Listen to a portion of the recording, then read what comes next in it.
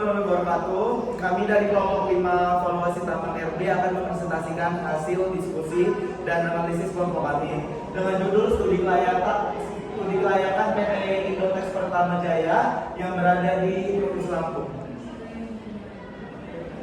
Di sini ada anggota kelompok kami yaitu Natasha Rizka Salsabila, Fiza Yuki Ramadhani, Ryan Akbar Koiri, Nur Hamiza Devi Tobing, Nabi Susilo, Faradil Diko Oktasari, Muhammad Fatih Divanova, Faisal Lestari, dan Muhammad Ali Diago.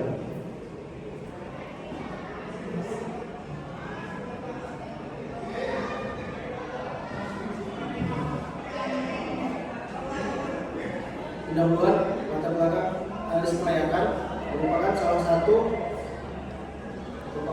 langkah krusial dalam valuasi tambang yang bertujuan untuk menilai apakah proyek tambang tersebut dapat dilaksanakan secara ekonomis dan berkelanjutan.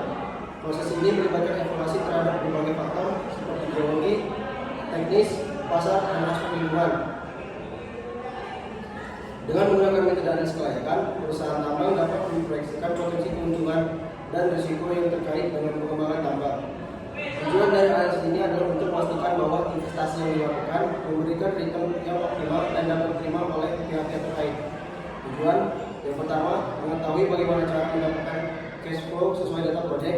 Yang kedua, menentukan nilai NPV, IRR, dan NPV pada setiap data.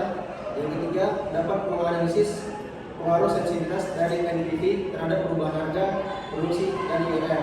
Dan yang terakhir, dapat melakukan kelayakan analisis berdasarkan data yang diperoleh.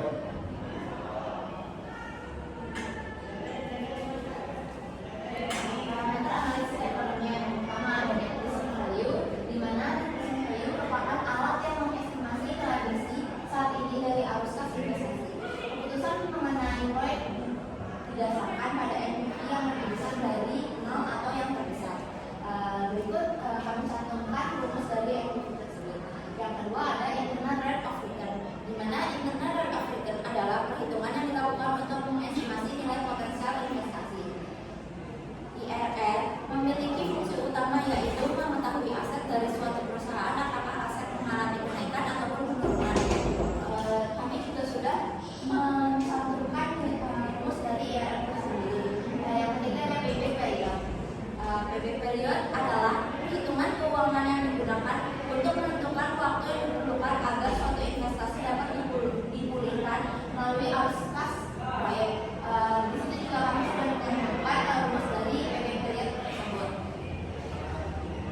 Kemudian masuk ke investasi. Investasi di bagian modal tetap itu merupakan besaran biaya yang diperlukan untuk permohonan izin, eksplorasi, studi kelayakan, biaya penyiapan pengembangan kawasan, pembebasan lahan, pembangunan sarana dan prasarana, AMDAL, dan perlengkapan pertambangan, serta biaya penyiapan awal penambangan lainnya. Di situ kami sudah mencantumkan rincian-rincian dan total harganya.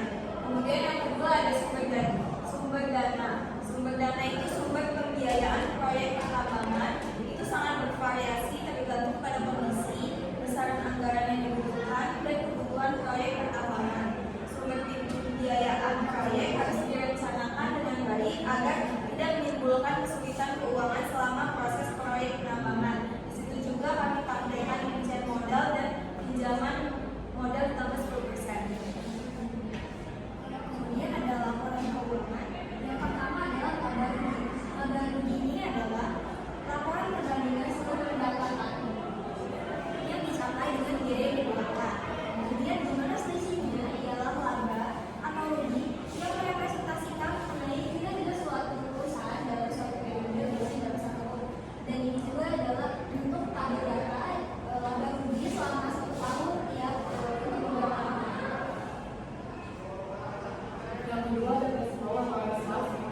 Arus kas adalah laporan mengenai aliran kas masuk dan kas keluar yang terjadi selama periode operasi tertentu seperti per bulan atau per tahun. Nah, cash flow yang digunakan di sini adalah per tahun, di mana dalam output cash flow tersebut itu terdapat pemasukan inflow, cash flow, pengeluaran atau outflow, kemudian ada cash flow. Nah, di cash flow ini ada kas awal tahun dan kas akhir tahun. Kas awal tahun itu sekitar 860 miliar dan akhir tahunnya sebesar 906 miliar.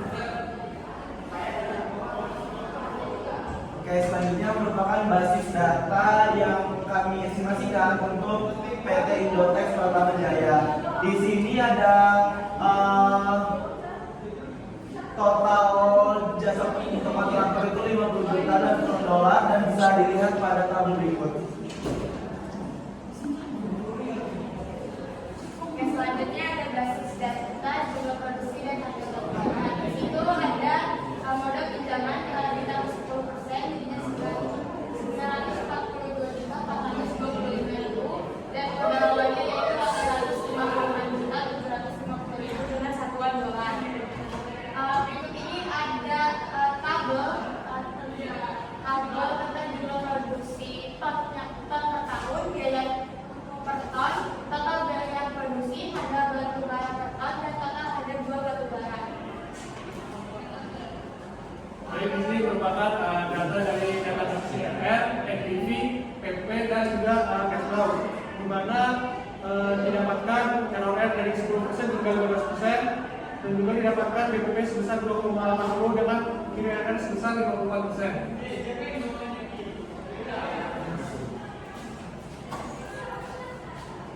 Berikut adalah hasil basis data grafik. Ada jumlah produksi per tahun, harga batubara acuan, dan total harga jual batubara per tahun selama 20 tahun.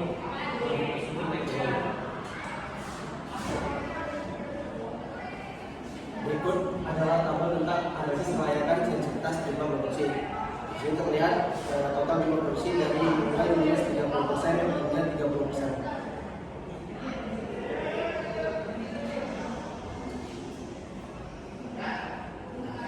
Dan berikut merupakan grafik hasil sensitivitas dari jumlah produksi yang kita kombinasi dari basis data terus dari jumlah produksi minus 30% hingga jumlah produksi 30%.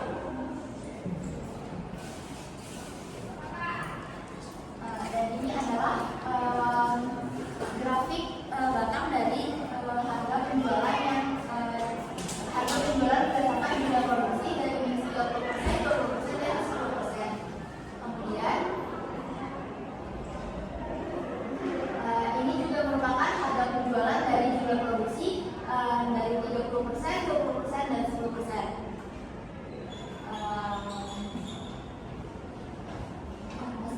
Lalu di sini dapat kita ketahui nilai ROR, BFP, IRR, NPV dari jumlah produksi, yakni jumlah produksi minus 30%, BFP-nya senilai 3,68 dengan IRR 35%, jumlah produksi minus 20%, BFP 3,29 dengan IRR 42%, jumlah produksi minus 10% dengan BFP 3 dengan IRR 48%, jumlah produksi 10% dengan BFP 2,59 dengan IRR 61%, jumlah produksi 20% dengan BFP 2,45 dan IRR 68%, yang terakhir jumlah produksi 30% dengan nilai BFP 2,32 dengan IRR 74%. Berikut tabel sensitivitas harga batubara atau HB, yaitu di situ menunjukkan bahwa jumlah produksi ton per tahunnya selama 20 tahun adalah 110 juta, dan dari 30% itu ada 2.741,06, dan dari 20% itu ada 3.132,64, di 10% itu 3.524,22, di 10% 4.307,38, 20% 4.698,96, dan 30% dengan total 5.090,54. Dan berikut merupakan grafik sensitivitas harga batubara yang yaitu perbandingan antara NPV dengan harga batubaranya.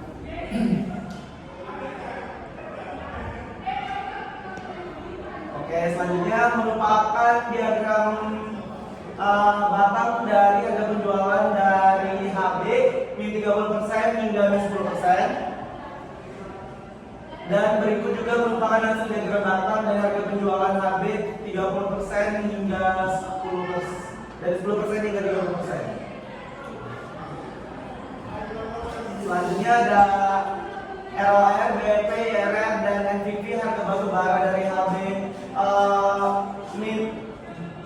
dari HB 30% hingga HB plus 30% berikut ditampilkan pada tabel.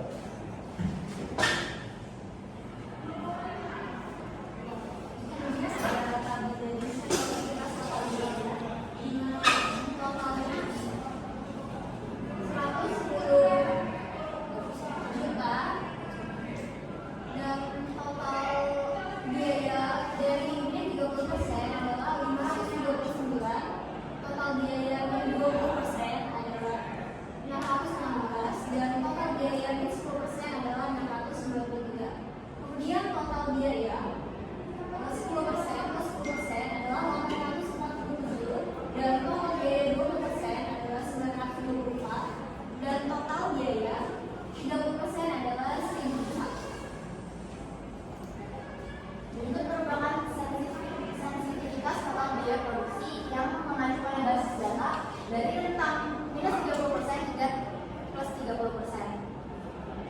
Kemudian ini adalah grafik harga penjualan dari total biaya produksi dari minus 10% hingga minus 30%.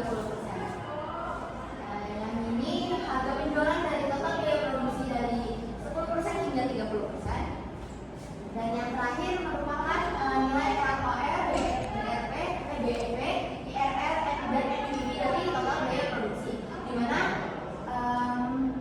telah dicantumkan nilai-nilai dari masing-masing persentase menurut total biaya produksi.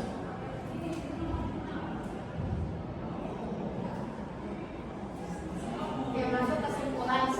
Yang pertama, studi kelayakan menggunakan parameter seperti net present value sebesar 1.931 miliar 136.557.692,60, internal rate of return-nya sebesar 54% dan payback period-nya sebesar 0,7 tahun. Hasil ini berhasil menunjukkan bahwa proyek tambang yang dianalisis memiliki potensi keuntungan yang signifikan dan dijalankan dalam skenario yang optimal. Yang kedua, analisis sensitivitas terhadap perubahan jumlah produksi, harga batu bara, dan total biaya produksi menunjukkan kenaikan produksi dan harga batu bara, meningkatkan NPV dan IRR secara signifikan, dan penurunan harga atau kenaikan biaya dapat mempengaruhi kelayakan proyek, terutama pada skenario urban ekstrim 30%. Yang terakhir, ada sensitivitas menunjukkan bahwa stabilitas harga pasar dan efisiensi biaya produksi sangat mempengaruhi kelayakan proyek. Sekian hasil presentasi dari kelompok kami, lebih kurang kami mohon maaf. Wassalamualaikum warahmatullahi wabarakatuh.